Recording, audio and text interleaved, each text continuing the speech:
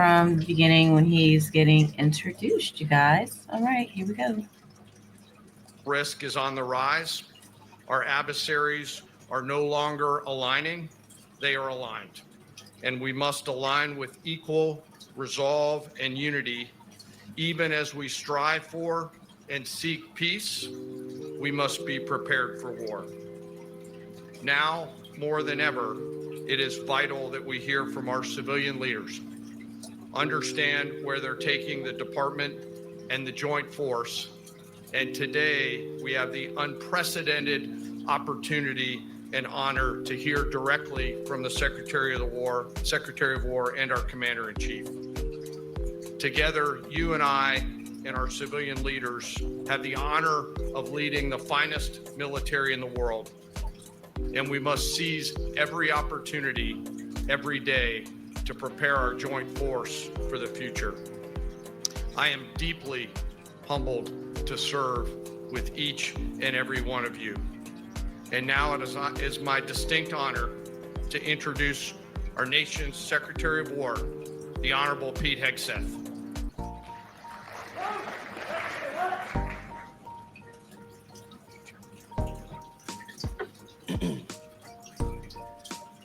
Please take your seats.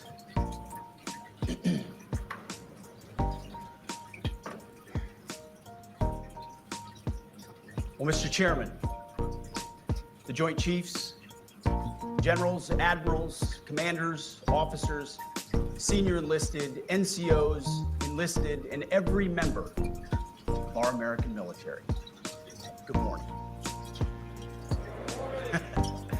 Good morning and welcome to the War Department, because the era of the Department of Defense is over. You see, the motto of my first platoon was those who long for peace must prepare for war. This is, of course, not a new idea. This crowd knows that. The origin dates to the 4th century Rome and has been repeated ever since, including by our first commander-in-chief, George Washington, the first leader of the War Department.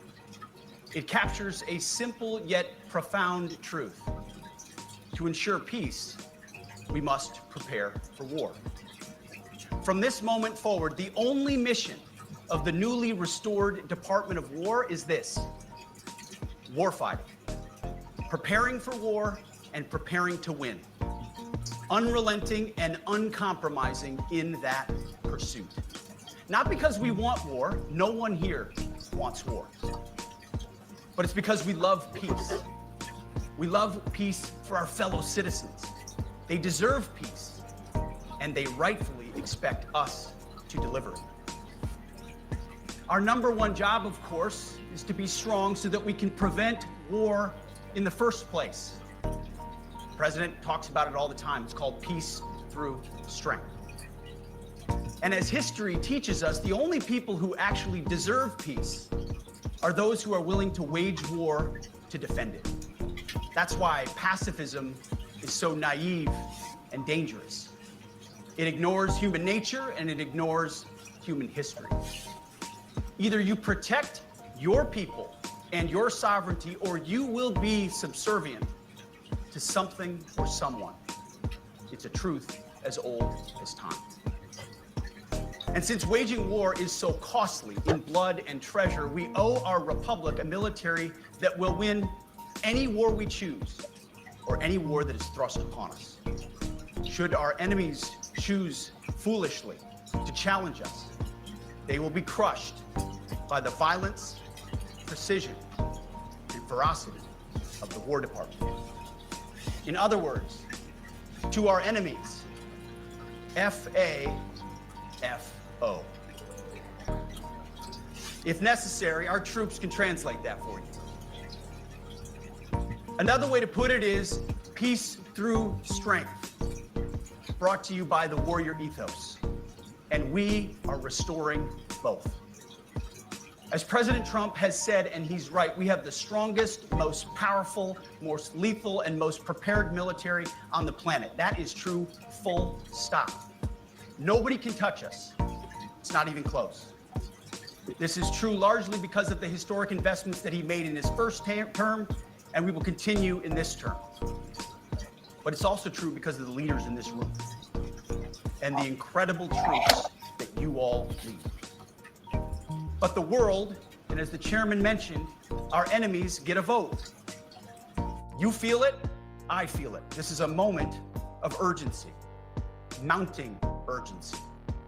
Enemies gather, threats grow. There is no time for games. We must be prepared. If we're going Okay, let me pause it right there.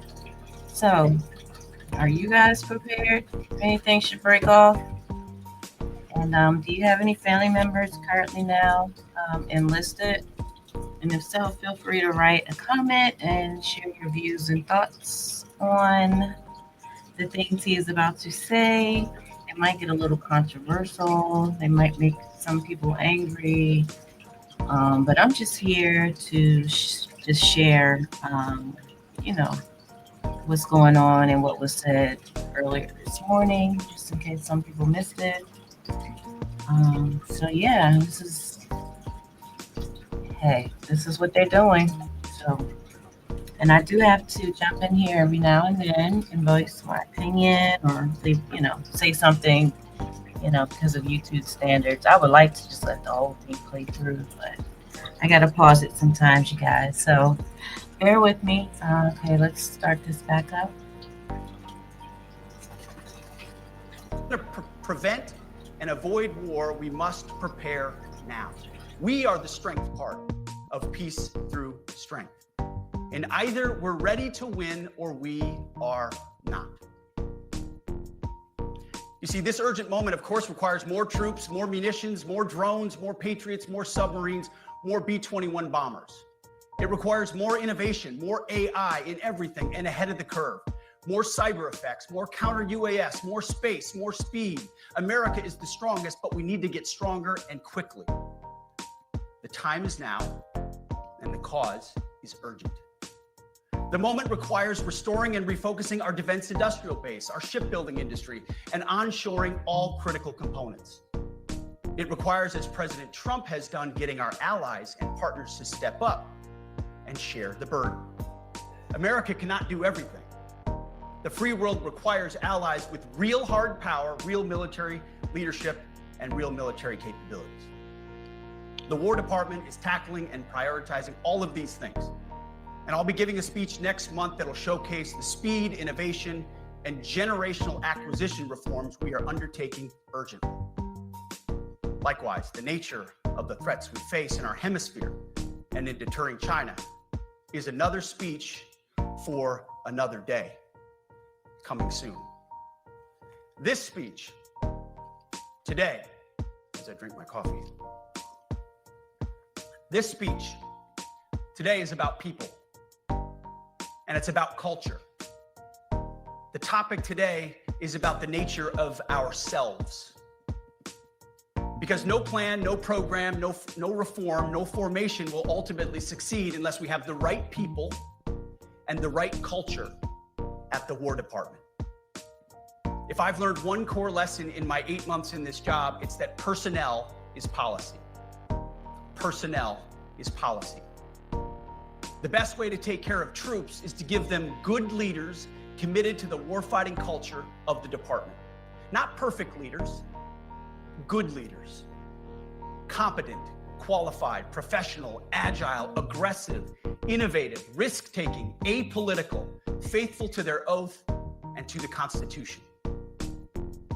Eugene Sledge, in his World War II memoir, wrote, quote, "War is brutish, inglorious, and a terrible waste. Combat leaves an indelible mark on those who are forced to endure it.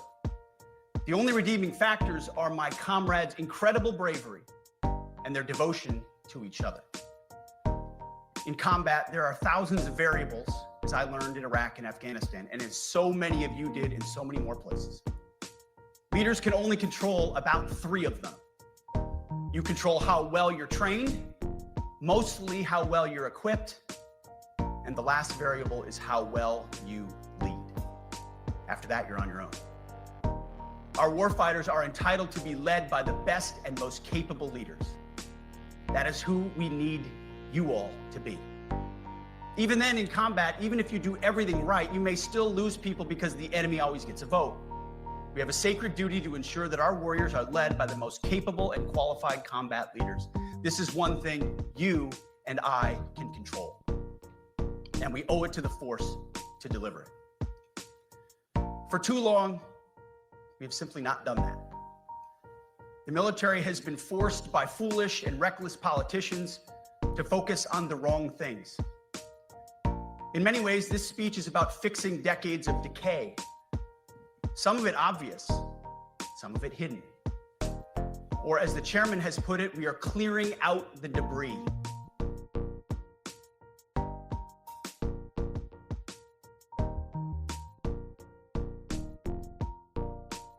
Okay, sorry about that. Y'all couldn't hear me. But we about to get into it now. Clearing out the debris, y'all. Put your seatbelts on. Some people will be angry like that. But, you know, I'll say my viewpoint till the end, how I feel about it. But you guys, please like, comment, subscribe, share this video.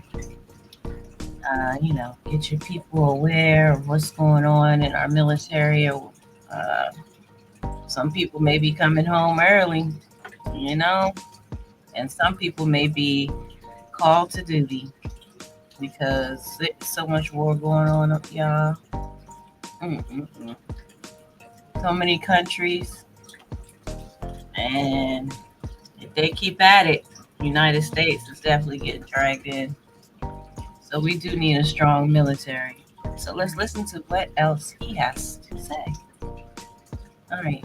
And if I sound a little different, it's because I'm trying to be quiet because my grandbaby's asleep. So I got to do this while he's asleep. So hopefully I can finish the whole thing before he wakes up. If not, I'll pause it and try again later. But I'll be back, you guys, to make some comments or whatever. So let's go on and finish listening. Okay, give me a moment. Here we go.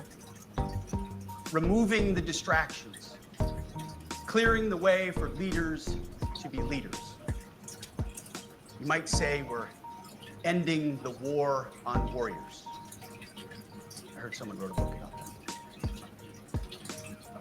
For too long, we've promoted too many uniformed leaders for the wrong reasons, based on their race, based on gender quotas, based on historic so-called firsts. We've pretended that combat arms and non-combat arms are the same thing.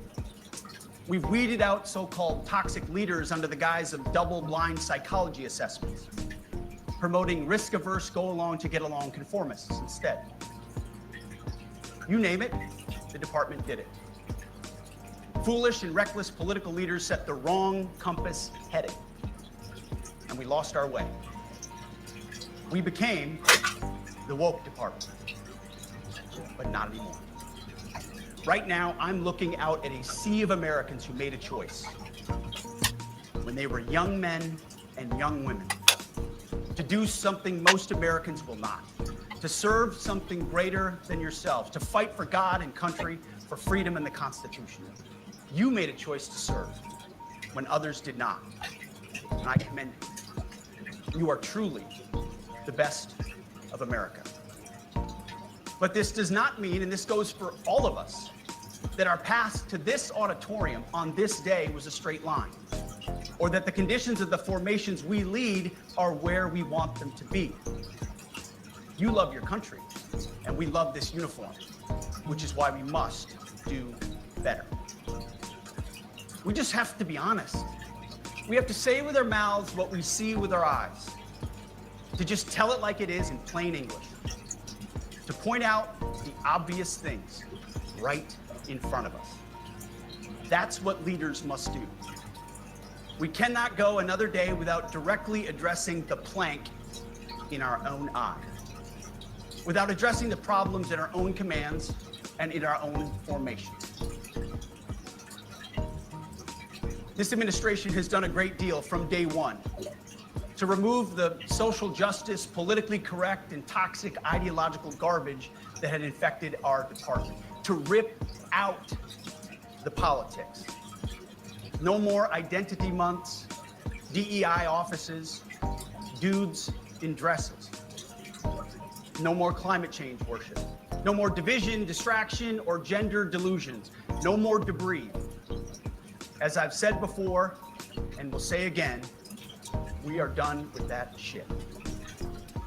I've made it my mission to uproot the obvious distractions that made us less capable and less lethal.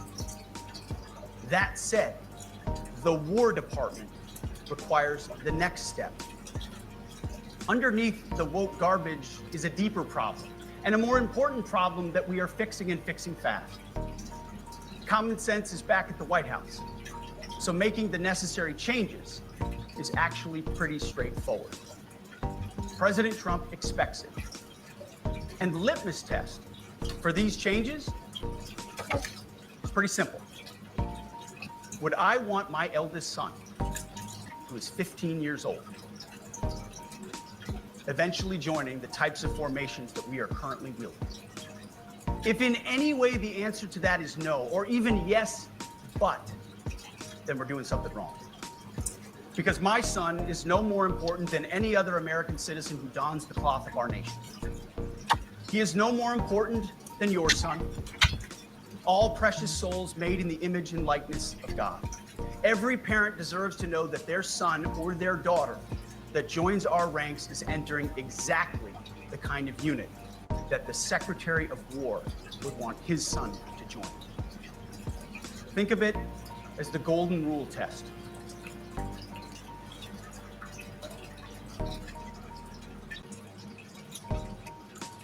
Okay, you guys, sorry about that. I had to pause for a minute. My grandson woke up.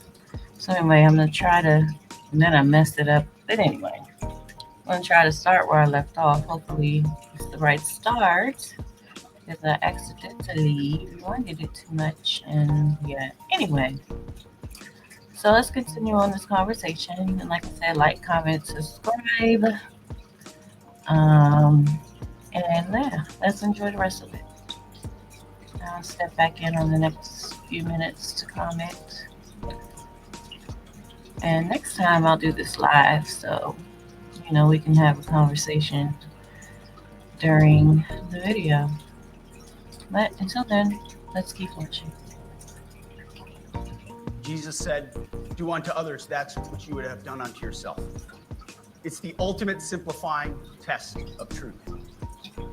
The new War Department golden rule is this: do unto your unit as you would have done unto your own child's unit.